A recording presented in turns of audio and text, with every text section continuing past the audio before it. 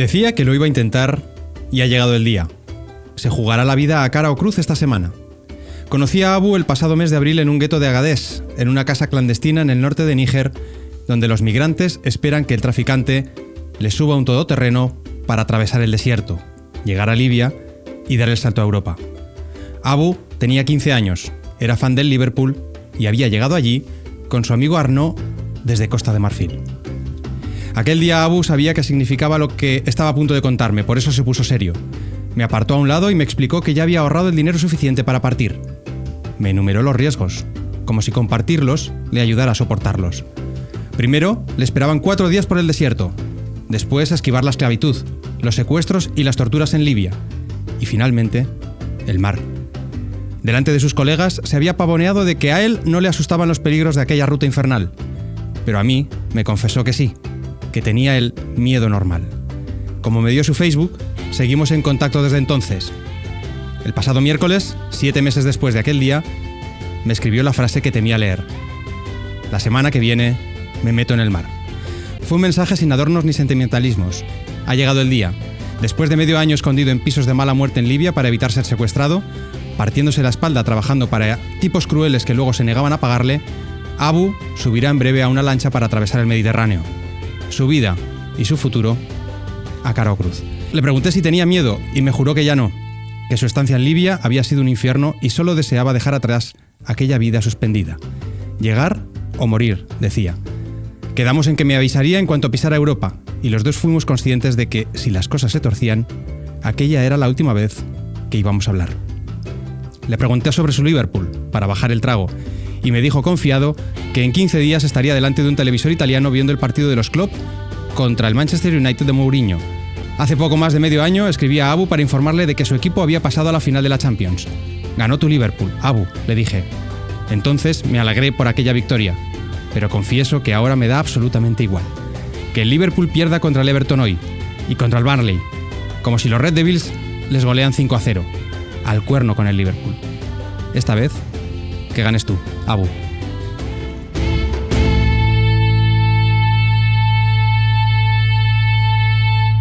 Esta puede ser la mejor entradilla que hemos locutado jamás en Brazalete, por la sencilla razón de que no la he escrito yo, sino uno de los mayores conocedores del continente africano, uno de los mejores, además, corresponsales de nuestra generación, y un Odinoy, un fútbol herido.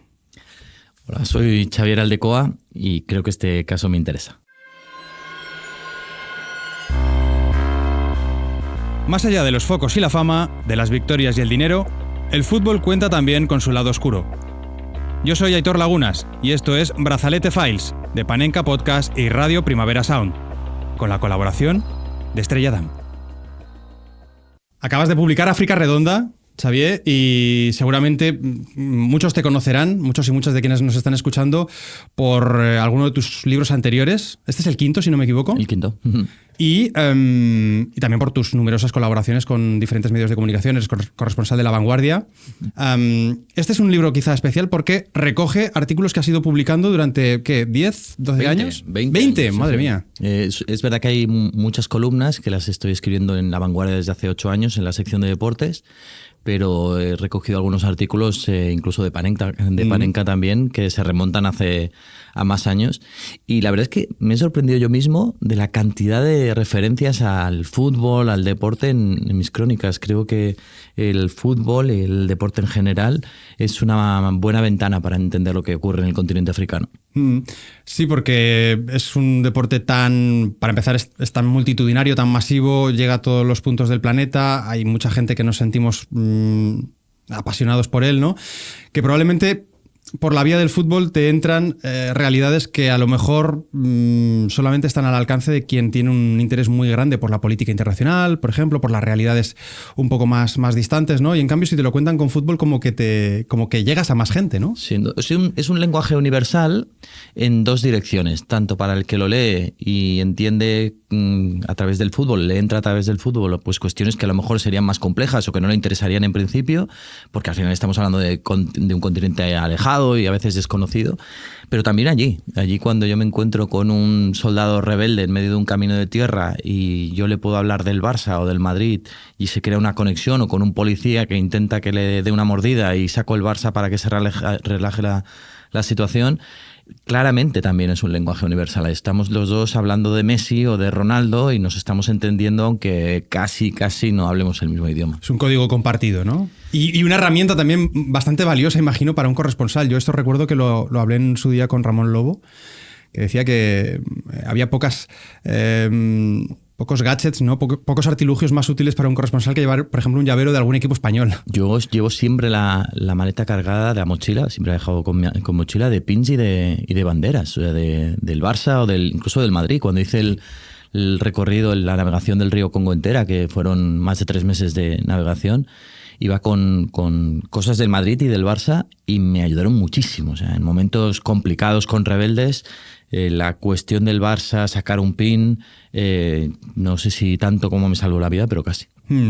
Se trata de este África Redonda, que no hemos dicho el nombre, por cierto, un viaje por el continente a través del deporte, un recorrido realmente de cabo a rabo, del norte al sur, pasando por prácticamente todos o casi todos los 54 estados independientes que componen este continente de 30 millones de kilómetros y más de 1.400 millones de habitantes, que se dice pronto, e infinidad de creencias, idiomas, etnias, es decir, estamos hablando de un pequeño mundo dentro de este planeta y tú te manejas con mucha soltura en muchos de estos rincones y además aprovechas lo que decías, ¿no? La relación con el fútbol y con el deporte para ir cosiendo con ese hilo un poco pues diferentes temas como conflictos políticos, el drama de los refugiados, la situación, por ejemplo, también de la minoría LGTBI en diferentes países. Todo esto se va asomando, ¿no?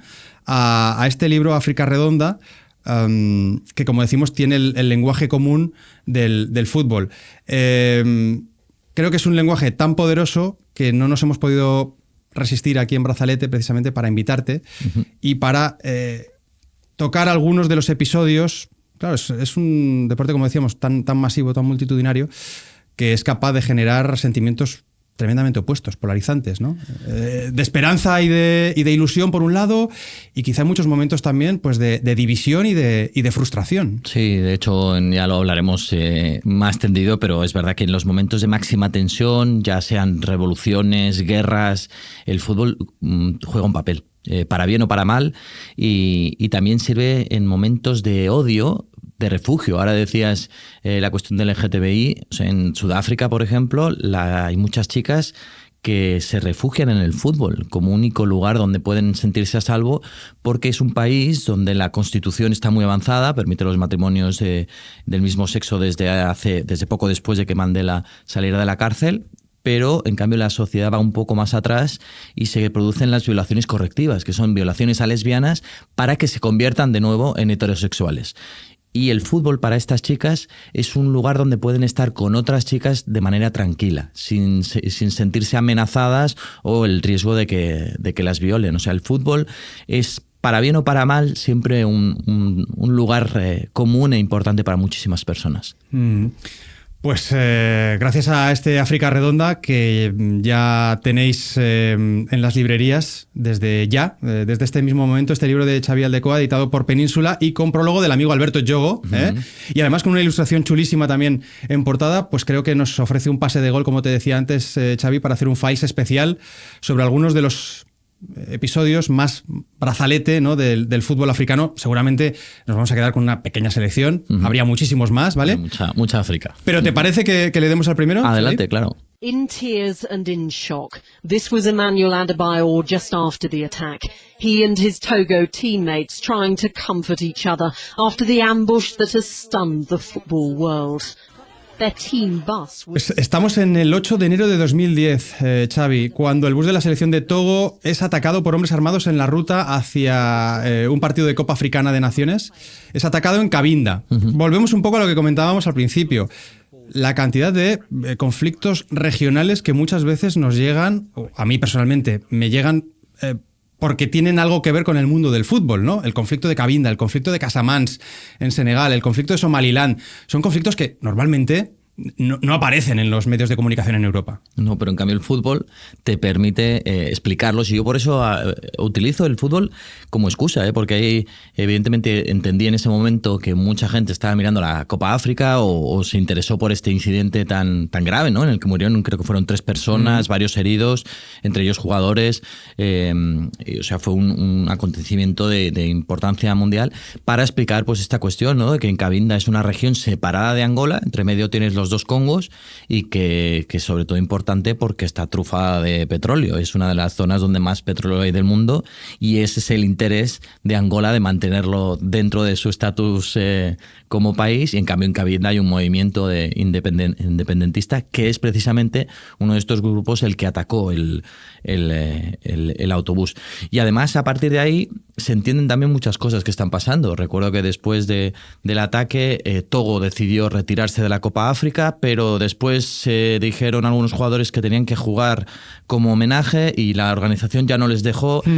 Esa organización un poco que estaba detrás de las Copas Áfricas, creo que aún un poco, pero quizá ya no tanto, pues te permite un poco, ¿no? Un acontecimiento de importancia informativa, utilizarlo para explicar qué hay detrás y cómo funcionan las cosas ahí. Sí, porque además, si no recuerdo mal, la Copa África lo que alegó, entre otras cosas, es que era una temeridad y que habían dado órdenes muy claras y tajantes de que ninguna selección se atreviese a ir en autobús. Que tenían que ir en avión. Claro, sí. Y que no se atreviesen a recorrer esa región.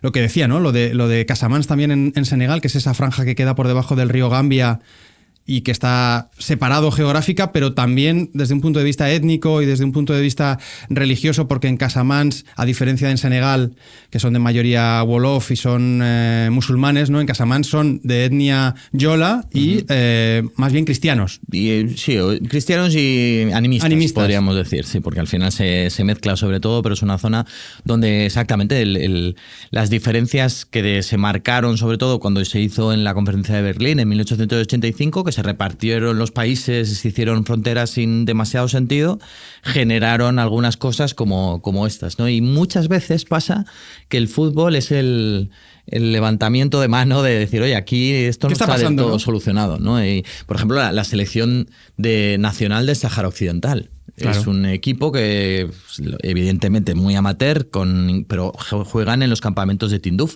Ahí es donde entrenan también. Claro, ¿por qué entrenan en Argelia? Los campamentos de Tindouf están en Argelia. Pues porque el Sáhara Occidental es un territorio que ahora pertenece a Marruecos, que está ocupado. O sea, a partir del fútbol ves esas heridas o esas cicatrices que se mantienen vivas después de tantos años.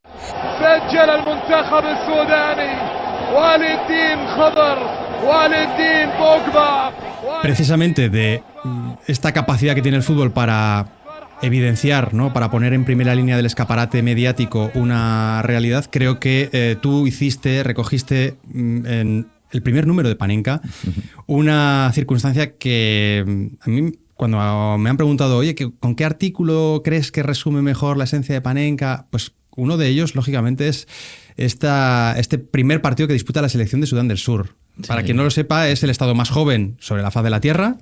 Consigue su independencia después de 20 y tantos años de guerra civil. Un poco más, porque fueron casi, como hubo 2 guerras, una de 20 y pico, pero hubo otra anterior, casi 40 años de guerra. Pues la realidad es que da la sensación, y tú me corregirás, porque tú estabas allí, Xavier, que hasta que no llega al estadio, la independencia como que no entra, no es efectiva. Tiene que llegar el fútbol para decir, efectivamente, ahora somos un país, somos un estado y tenemos una selección propia. Yo la verdad que creo que es uno de los momentos más emocionantes que he vivido como corresponsal. O sea, yo había estado en Sudán del Sur varias veces durante la votación del referéndum, que fue muy emocionante, pero claro, la gente votaba, se emocionaba por votar, pero no había un resultado todavía.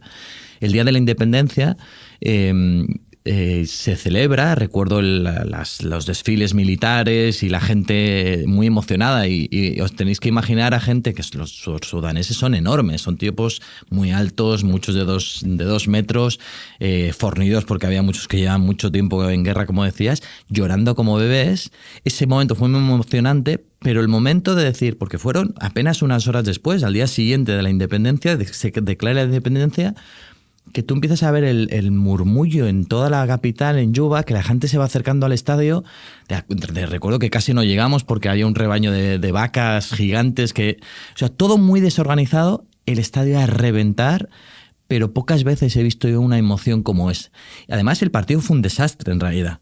O sea, la selección de Sur Sudán juega contra un equipo de una categoría baja de Kenia y se pierden 2-3, marcándose 2 goles en propia puerta, que yo no he visto en mi vida un gol tan bestia en propia puerta. Es una chilena que entra por la escuadra de un defensor. Que luego te preguntabas si Puyol también se hacía autogoles. Exacto, ¿no? Era como, ostras, ¿verdad que los buenos también? Dime, por favor, ¿eh? Pero fue muy emocionante porque daba igual el resultado. O sea, era ese himno, ese momento en el que están los jugadores y suena el himno de Sudán del Sur y todo el estadio se emociona, y canta a una sola voz. Ríete tú de los estadios del You Never Walk Alone, del Frente Atlético. O sea, era un momento de comunión de país. Decías, es el momento en el que claramente se veía que había un orgullo de somos un país y sobre todo de una esperanza de paz. Duró poco, porque es verdad que eso fue en el 2011 y en el 2013 volvió a estallar una guerra durante 5 años. Ahora parece que el acuerdo de paz vuelve a cojear, pero ese momento fue realmente muy bonito. La gente estaba emocionada y ya digo, perdieron. ¿Y qué más da? O sea, somos un país y ahora tenemos el derecho de perder incluso. Exacto, somos un derecho hasta un país hasta con la posibilidad de poder perder, ¿no? Claro, ahora, aprovechando un poco lo que nos trae la actualidad, hay que decir que Sudán y Sudán del Sur, que fueron un mismo país, un mismo estado hasta hace 14 años, están compartiendo la misma fase de clasificación para el Mundial. Han jugado, de hecho, el audio que estábamos escuchando era precisamente del partido en Yuba, en el que, además de una manera quizá llamativa, como mínimo para mí, que soy lego en la materia, más allá de lo que nos cuentas tú, Xavi, la gente en Yuba, es decir, en la capital del Sudán del Sur, cuando se interpretó el himno de Sudán, del otro Sudán, cantó. Uh-huh. Quizá a lo mejor en contra de lo que uno desde Europa se puede imaginar, ¿no? Pues rivalidad, ha habido una guerra, han conseguido independizarse después de mucho tiempo. No sé si tanto como para pitos, pero desde luego, hubo un reconocimiento de una cierta fraternidad, de una cierta hermandad entre los dos Sudanes. Es que también te das cuenta de que como ha sido una historia durante tantos años compartida, que los lazos están también muy reforzados. Hay mucha gente que tiene familiares en Sudán y incluso ahora que hay guerra en Sudán y hay muchos refugiados que van a Sudán del Sur, les acogen con los brazos abiertos. Esa sensación de si nosotros venimos de lo mismo. De hecho, el primer goleador de la selección de Sudán del Sur es un chico que nace en Jartum, en la capital de Sudán, pero él se considera de Sudán del Sur y por eso juega con la selección de Sudán del Sur. Y esos lazos que decía que se mezclan, los ves también en estas cosas, ¿no? Y que canten el himno, al final es una manera de decir, ostras, pues yo también soy aquello, ¿no? Claro. Durante muchos años fuimos eso. Total. Sí. Efectivamente, ahora como apuntas, también el fútbol nos informa o nos traslada la realidad de que ahora mismo la guerra se ha cambiado, se ha cruzado al vecino del norte, a Sudán, por ejemplo, por el pequeño matiz de que Al Hilal y Al Merri, que son los dos grandes equipos de Sudán, están teniendo que competir en la Liga de Mauritania, que es algo así como si el Madrid y el Barça estuvieran jugando, pero no en el país de al lado, sino en Moscú. Claro. Exacto, en la Liga polaca, correcto. Sí, es una locura. Una locura, sí. Pero claro, te indica que, por ejemplo, Sudán es uno de los países que más complicado está ahora mismo. La situación en Sudán podría compararse un poco con la del Sahel o la del Congo, del este del Congo, pero la guerra en Sudán es muy dura.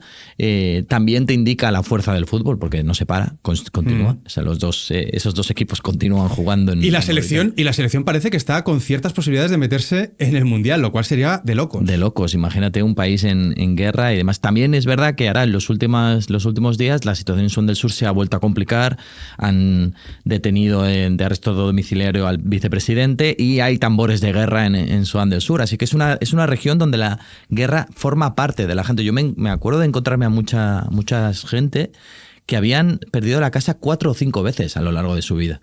Es algo muy loco porque están acostumbrados entiendes la guerra como una cosa que te puede llegar a pasar como si fuera un desastre, y había una anciana que decía, no, bueno, pues yo cuando era niña la perdí una vez, luego cuando tenía unos 20 otra vez, luego cuando era madre ya y debía tener unos 40 otra, y decías, qué locura. O sea, la guerra es algo que te persigue en algunos lugares del mundo y aquí lo ves Totalmente, ¿no? Sudán del Sur son de esos lugares donde la guerra parece que no se acaba de desenganchar de la vida de la gente.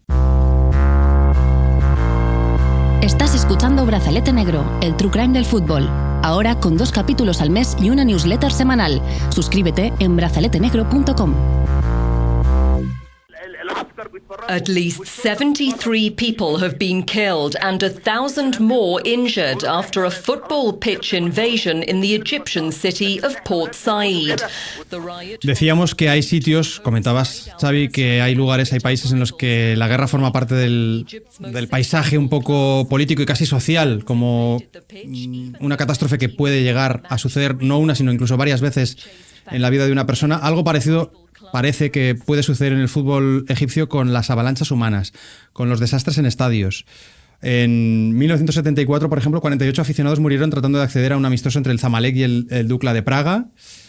En febrero de 2015, siempre en febrero, en 2015 otros 28 aficionados también perecieron en el estadio 30 de junio en El Cairo durante un partido del Zamalek, después de que la policía lanzara gases lacrimógenos y provocase también una estampida humana. Pero sin duda la tragedia más recordada es la que estábamos escuchando ahora en este noticiero, la de Port Said, cuando en febrero de 2012 74 aficionados mueren y otros 500 resultan heridos durante un Al-Ahly Al-Masri, un partido que se produce también en el marco de las protestas de la Plaza Tahrir contra el régimen de Hosni Mubarak. De nuevo el fútbol levantando la mano y diciendo, aquí está ocurriendo algo muy grave. Sí, yo viví la revolución desde Egipto, estuve en esos momentos, y aquí, así como en las dos primeras sí que fueron unas avalanchas o podríamos decir más accidentes, aquí en realidad lo que ocurrió fue que los enfrentamientos, esa convulsión que vivía el país, se llevó al campo de fútbol, porque aquí no fue unos cánticos de unos contra otros, sino que el equipo local, los aficionados del equipo local, que eran seguidores y apoyaban a Mubarak, a Hosni Mubarak, al dictador egipcio, fueron a buscar, a pegar y a asesinar en algunos casos, porque muchos de ellos murieron por arma blanca,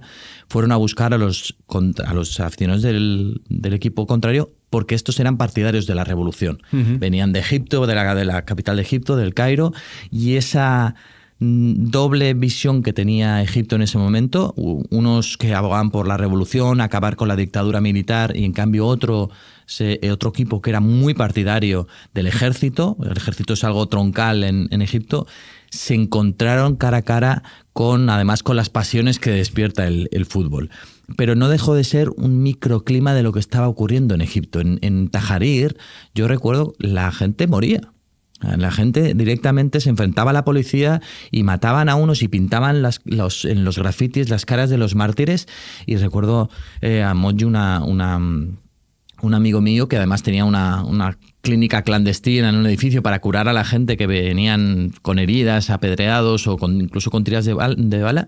Y conocía absolutamente a todos los chavales que habían muerto allí. Ese microclima de violencia, de enfrentamiento, de revolución... De guerra civil casi larvada, ¿no? Prácticamente se llevó al estadio de fútbol. Y eso es lo que... Era una manera sencilla y resumida de explicar que, vale, con un balón en medio, pero lo que ha pasado ahí no ha sido que ha habido un momento de miedo y ha habido una avalancha. No. Allí fue una decisión arbitral ni una intervención política. No, fueron directamente dos bandos. Los dos Egiptos que se estaban partiendo la cara y se estaban dejando la vida en Tahrir, se estaban enfrentando. Lo que pasa es que aquí de manera desigual, porque, bueno, también lo era desigual en Tahrir, porque un bando que era local fue a buscar al otro, y en esos enfrentamientos, que fue más casi una caza, porque fueron los locales mucho más numerosos los que fueron a cazar a los demás, veías ese Egipto que estaba en convulsión absolutamente. Era un Egipto complicado, un Egipto que rozaba muchas veces la esperanza, porque cayó Mubarak y parecía algo imposible, pero esa revolución que después llegaron los hermanos musulmanes, después ahora ha derivado en otra dictadura, ¿no? Al-Sisi es otro dictador y de hecho, mira, quizá una de las cosas que más tristeza me provocan, pero además la puedes entender, es que este chico Modi que os decía, que estaba en primera línea de batalla. Además era muy cool, el chico. En primera línea de batalla, que hacía la clínica clandestina y que conocía a todos los militares, a todos los que habían muerto. Manifestantes. Este chico, le hablé con él hace un tiempo y se había hecho policía. O sea, te das cuenta de ese chico que tenía los ideales de revolución, había visto que la deriva de Egipto, que había vuelto a una dictadura, era más poderosa que él y se había bajado los brazos, había dicho, pues me tengo que meter en el sistema, tengo que ser policía porque si no, no hay trabajo. Así que es una historia que indica un poco también cómo es el país ahora. Claro, porque tú además es que tienes una mano magistral para detectar esas pequeñas historias humanas. No me gusta mucho el concepto de historia humana, pero creo que nos entendemos cuando hablamos de ello, que al final construyen, ¿no?, el gran hilo de la historia. Es decir, algo que en fotografía sería imposible, que es que tú, diríamos, con el zoom haces gran angular. Uh-huh. Esto es imposible en foto para cualquiera que controle un poco, pero tú lo consigues porque tú te acercas mucho, te aproximas mucho, coges un caso, coges una persona, coges a un grupo pequeño como estábamos leyendo al principio del capítulo, el caso de Abu, y hay muchos así a lo largo de este África Redonda, pero gracias a este pequeño caso nos explicas una realidad que es mucho más grande. Mira, yo creo que no hay nada que explique mejor el sinsentido de la guerra civil, por ejemplo, que hubo en República Centroafricana, pero cualquier guerra, en realidad, que una vez que vi como una camiseta del Barça, de Messi, salvaba la vida de un chaval. O sea, estaba en República Centroafricana, en Buca, que es una ciudad de unos 30.000 habitantes, y era una ciudad, cuando yo llegué, fantasma. Había 100 familias musulmanas a un lado de la ciudad y en el otro lado había unas 4.000 personas viviendo en una iglesia, dentro de la iglesia, porque no se atrevían a salir. Tú salías de la iglesia, y es donde me quedaba yo a dormir, porque era el único sitio más o menos a salvo donde te podías quedar a dormir. En el bosque estaba lleno de cadáveres. Cuando la gente salía, le degollaban. Pero yo estaba intentando hablar con un chico, hacerle una entrevista, pero imaginaos el griterío, aquello era imposible. Dije, oye, ¿te importa? Nos vamos allí, a 50 metros debajo de un árbol y hablamos allí. Parecía que las cosas se habían calmado un poco y ahí nos fuimos. Y en un momento de la charla, de repente aparecen 2 chicos del grupo rival, de los rebeldes, de unos 14, 15 años, borrachos, con los ojos inyectados en rojo, o sea, seguramente drogados también, una Kalashnikov, y le apuntan al chico. Y le dicen, ¿tú eres antibalaca? O sea, quiere decir, ¿tú eres de los nuestros? ¿O de los otros? O de los otros. La respuesta no digo la respuesta, el temblor de labios que le empezó a generar ese momento, le dejó a nada de que lo mataran. Pero por suerte, el chaval, uno de los 2 chavales, llevaba la camiseta del Barça y de Messi.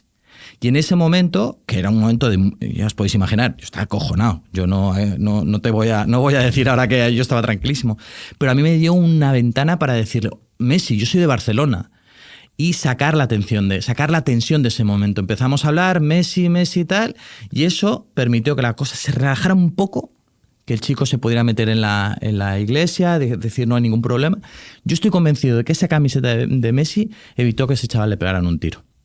Y eso, el sinsentido de una guerra como esa, en la que tu vida o tu muerte depende de que el chaval que aparece con una Kalashnikov lleve una camiseta del Barça, creo que explica muy bien aquel caos de violencia que se produjo en República Centroafricana, donde se mataban los unos a los otros sin ningún tipo de motivo ni explicación, más allá de que fueras de los nuestros o de los suyos y nada más. Y que seguramente también, Xavi, desde el punto de vista del narrador, del comunicador, del periodista, en este caso del corresponsal, quiero decir, el storytelling es mucho más poderoso que si tú me cuentas las componendas políticas de un ministerio, de un gobierno. A mí eso no me llega. En cambio, esta situación sí. Claro, es más complicado, es más complejo. Yo, por ejemplo, en los libros intento explicarlo un poco también para que algo quede, pero es verdad que si yo explico un ejemplo como este, en el que te das cuenta que, o sea, ese chaval... Lo aleatorio, ¿no? Vivió porque el que llegó lleva una camiseta de fútbol. Porque si es que apareció con la ametralladora, hubiera llevado una camiseta normal, a lo mejor no hay manera de encauzar la situación. Uh-huh. O sea que ahí Messi nos echó una mano, sobre todo le echó una mano. Pues está clarísimo que estos casos concretos, ¿no?, que solamente nacen de la presencia en el terreno, ¿no?, de estar sobre el terreno, no relatando lo que sucede pues a través de refritos de agencias ni nada por el estilo, sino bueno, pues exponiéndote tú también como periodista. pero en el caso de Port Said, pues está clarísimo, ¿no? Con ese contexto, ¿no? de protestas en la Plaza Trajir. Yo creo que después fue el momento en el que Mohamed Abutrika decidió colgar las botas directamente como protesta. El gobierno egipcio llegó a prohibir o a suspender la liga durante 2 temporadas. Sí. Yo de hecho creo que hubo 2 jugadores que colgaron las botas, otro durante un tiempo, el entrenador, el presidente del equipo local dimitieron, o sea, fue algo realmente grave, porque si ya el país estaba a un tris de una guerra civil abierta, lo que ocurrió en ese estadio estuvo a punto de desencadenar ese desastre. O sea, la revolución fue un momento de los más tensos que ha vivido Egipto en las últimas décadas, y la tragedia de Port Said fue realmente un momento en el que yo pensé, ojo, que a lo mejor se desata una guerra y esto es un desastre todavía mayor, ¿no? Hemos dicho que el fútbol es tan extremo, tan diverso también, tan absolutamente multitudinario, que no solamente en África, en cualquier punto del planeta, es capaz de generar sentimientos absolutamente antagónicos, ¿no? Euforia y alegría, felicidad extrema y también frustración. Vamos precisamente ahora a un momento positivo que nos deja el fútbol, concretamente en Costa de Marfil, gracias a uno de sus grandes protagonistas. Ça, ce n'est que le début. Au mois de juin, toute la sélection ivoirienne sera ici. No hace falta presentarlo mucho, yo creo, Xavi, pero bueno, por si acaso, es Didier Drogba y estamos en 2007 anunciando que el 3 de junio de aquel año la selección de Costa de Marfil iba a jugar contra Madagascar. Bueno, eso no lo dice. Lo importante es dónde juega, ¿no? Juega en Bouaké. ¿Qué es Bouaké? ¿Qué ciudad? ¿Qué representa Bouaké en Costa de Marfil? Pues Bouaké era la ciudad rebelde por excelencia. Estamos en un contexto de guerra civil, el país partido en 2. Costa de Marfil es uno de los países que mejor funciona del continente africano actualmente, pero en aquel momento estaba en lo peor. Estaba en una guerra civil muy cruenta, una guerra civil en la que estaban enfrentadas el norte contra el sur, y aquí sí que se puede decir que el fútbol fue el detonante de la paz. Y sé que puede parecer muy exagerado, pero es que el valor de esa mega selección, yo creo que es una de las selecciones más, no solo buenas, sino bonitas del continente africano. Drogba, pero estaban los hermanos Touré también. Salomón Kalou, ¿no? Kalou, Ebuel, el central también. Sí. O sea, era una selección muy, muy buena y que le competía al mejor Samuel Eto'o en Camerún. Y tuvieron el valor, es la escena en la que Drogba, liderando como un verdadero líder, le dice a los demás compañeros que se pongan de rodillas, que le piden por favor a las 2 partes del conflicto que bajen las armas, que dejen de pelearse. Y el gesto de después, porque eso lo hace, yo creo que hay que intentar entender que eso le pone a él en la diana. O sea, es un gesto que es verdad que es Drogba, es verdad que es la estrella nacional. Pero se lo podría ahorrar, ¿no? Y habría sido más cómodo para él ahorrárselo. Claro, si aquí en nuestro país a veces que es mejor no meterse en bandos porque te caen... Imaginaros en un momento de guerra en la que han matado a gente, en la que han matado a familiares, y tú estás diciendo a todos los bandos, por favor, que bajéis las armas. Lo hizo arriesgando mucho, lo hizo con mucho valor, y después continuó, porque no solo fue esa declaración ese día.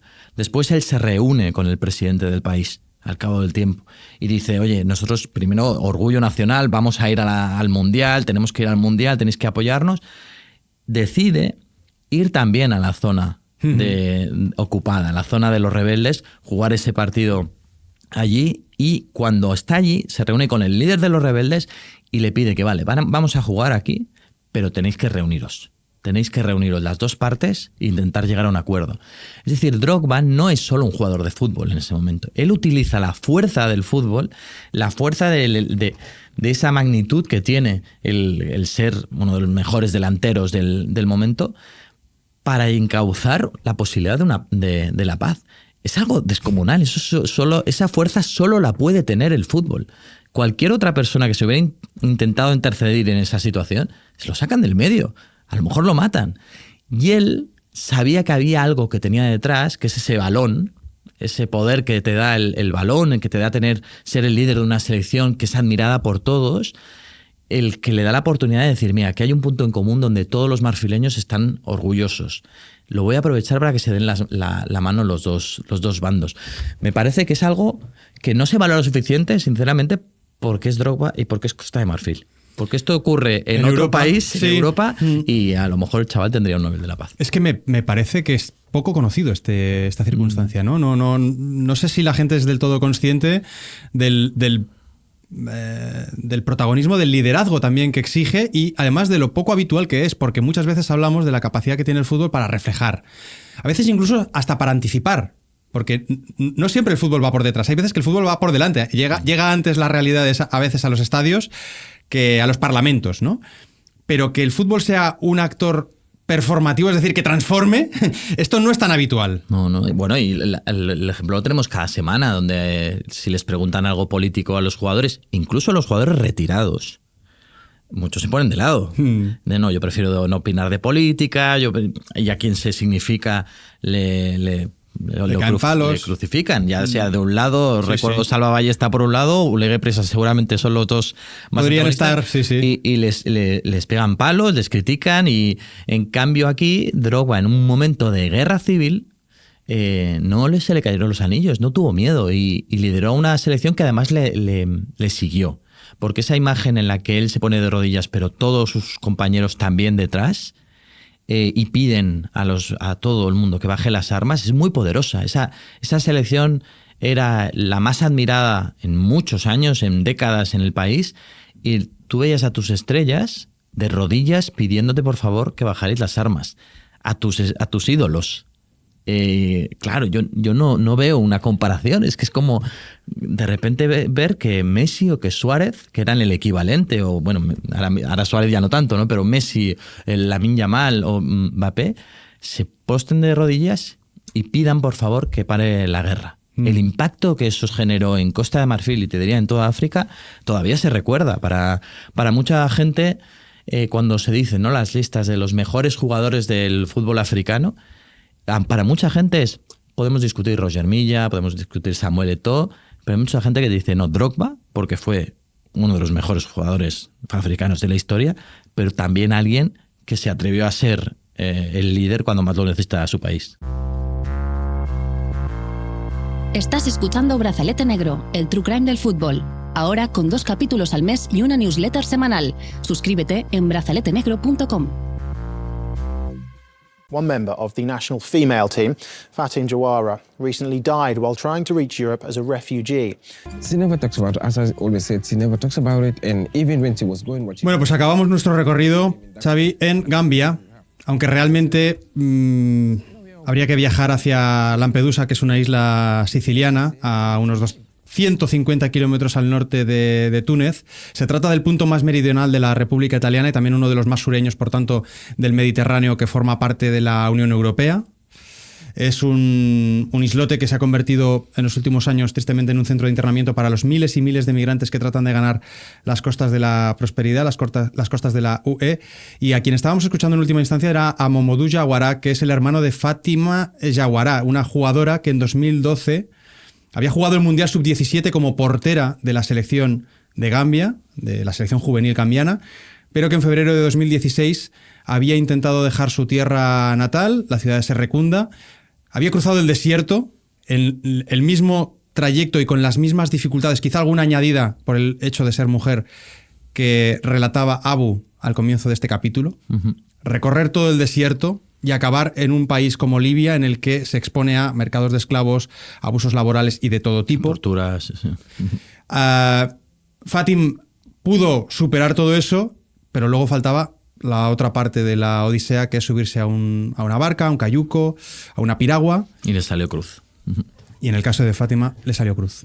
Bueno, es una de las cuestiones que más afecta a muchos países africanos, este éxodo, esta huida muchas veces hacia un intento de tener un futuro mejor de mucha gente, en el que de nuevo el fútbol forma parte. Yo he encontrado a muchos chavales con la ilusión de convertirse en futbolistas o que juegan a fútbol durante el camino como una manera de olvidarse de lo que están sufriendo, porque sufren mucho en algunos casos, y esa sensación de última bala, de un intento desesperado por una vida mejor, para ser futbolista o para intentar convertir tus sueños, ¿no? Me ha recordado mucho este caso al de Samia Yusuf, que era una chica somalí, una atleta somalí, la mejor corredora de su país, que murió igual que esta chica de Gambia, en el cayuco, intentando llegar a Londres, a Europa y después a Londres, porque iba a participar en los Juegos Olímpicos de Londres. La única manera que tenía de intentarlo, de llegar a Londres para poder participar,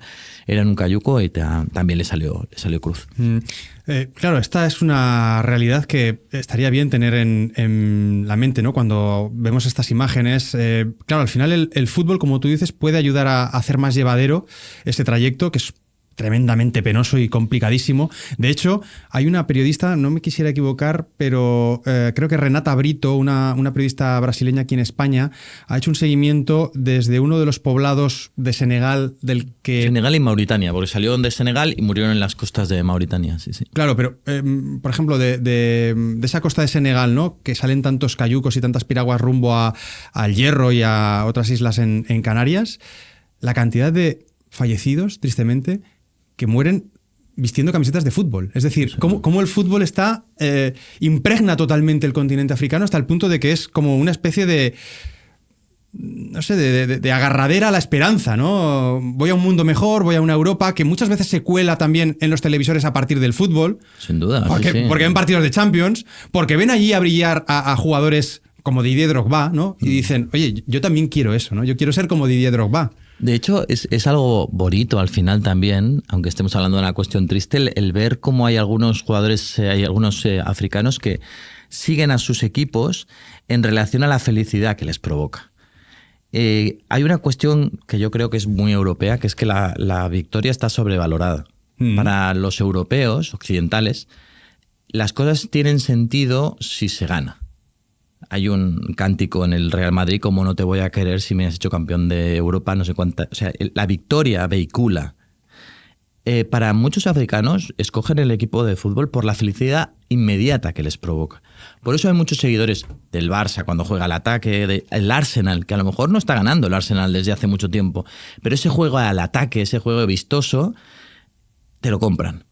Y yo creo que esa manera de entender la vida, de no vehicularla a través de la victoria, sino a través de la felicidad de los pequeños momentos, es también un aprendizaje. O sea, el fútbol, la vida, no solo es ganar, porque, y eso decía Axel Torres, recuerdo, sí. el perder es lo normal. Lo normal, lo habitual, sí. Pues para mucha gente perder es lo normal, pues si sabes que vas a perder, seguramente, pues al menos escoge un equipo que te haga feliz. No sé solo si va a ganar o no, que ya veremos, pero al menos durante ese camino que te haga feliz, que te haga sentir orgulloso de que se juega el ataque o se juega de manera desenfadada. Oye, pues yo creo que nos vamos a quedar con este mensaje porque es un mensaje bastante chulo. También muchas veces miramos a África, lamentablemente, con una cierta tendencia paternalista y supongo que debería de ser más bien al contrario, ¿no? Mirar hacia África para aprender. Y tú en este sentido pues nos sirves muchísimo, nos acercas esas realidades que para el común de los mortales es bastante alejada, pero que, como tú dices, tiene cápsulas de realidad, tiene cápsulas de aprendizaje muy, muy importantes, y en este caso concreto, a partir de África Redonda, también nos llegan envueltas, ¿no?, en ese papel de envolver del fútbol, que también nos lo hace más llevadero. Yo creo que hay una cosa, por acabar con otro mensaje positivo también, que es el de valorar las cosas. O sea, no os podéis imaginar cuántos africanos me he encontrado yo en el continente que me han dicho, ¡buah! ¿Vives en Barcelona? ¿Has ido alguna vez al estadio? Eso, el poder ir a ver a tu equipo, es para muchos algo que no ocurrirá nunca. Saben que no van a poder ir al Bernabéu, que no van a poder ir al Camp Nou, al Calderón a ver a sus equipos.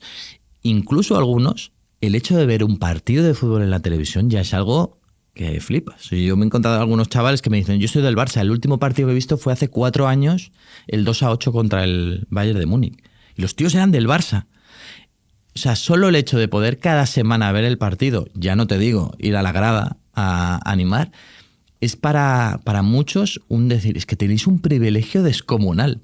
Y creo que eso nos puede servir para valorar una cosa tan pequeña, pero que también es un privilegio, como ver a tu equipo de fútbol y poderle animar.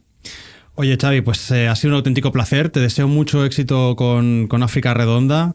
Como con cualquiera de tus actividades. Sé que vas a volver pronto a África. Me voy ahora a Libia en cuanto... Después de Semana Santa me voy para Libia. Pues insisto, mil gracias por pasarte por aquí por Brazalete. Ha sido un placer compartir contigo algunos de los detalles que vais a ir viendo si compráis y leéis este África Redonda, que ya está disponible también en librerías, de Xavi Aldecoa, editado por Península. Insisto, hasta la próxima, Xavi, y mientras tanto te iremos leyendo. Perfecto. Iremos conociendo África gracias a tu pluma. Ha sido un placer, muchas gracias. Un abrazo.